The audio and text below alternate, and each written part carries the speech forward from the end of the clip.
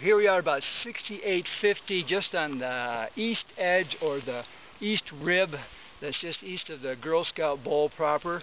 We think that we can see where the avalanche took place just over here, about 150 feet to the east. Which is we wanted to check the aspect here about the same elevation and see what kind of test results we got. So we've got about 145 centimeters of snow here on about a 35-degree slope. We've isolated an extended column.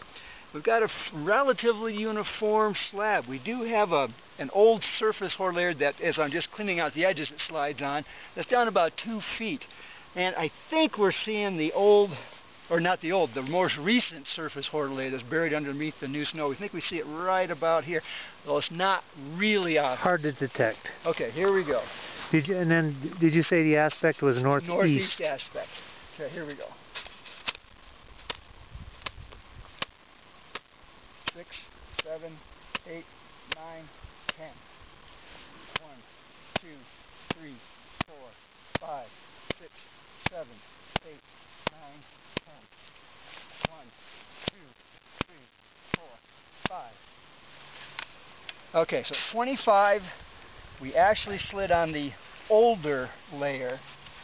And that's actually probably more like a Q2 surface that we're sliding on right there. That's the older layer that's down there about 2 feet or so. Didn't really get any reactivity on that more recent surface hoar. Didn't propagate at all there. Surprised me. And we didn't propagate even on that. It just collapsed just on this side that I was beating on. So. And that was about a 4-inch 5-inch wide piece is all that gave there. Let me just do a little shear thing here to see what we get.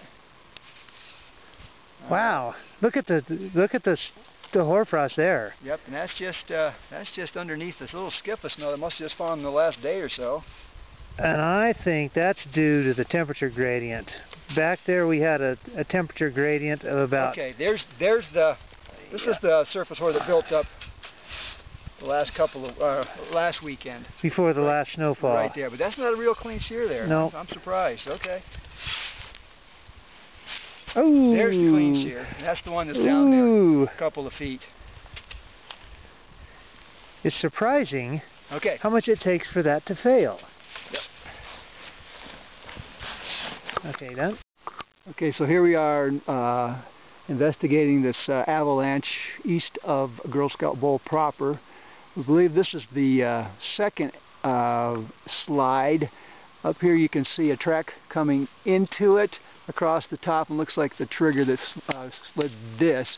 And again, looking at this layer, you can see that that's probably some new surface hoar that's developed overnight, but still that smooth layer. It went down to that reactive layer of surface hoar, buried surface hoar from last week. That's what it slid on.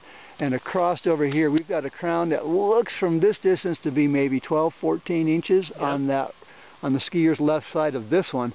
And across in that gully is the other slide.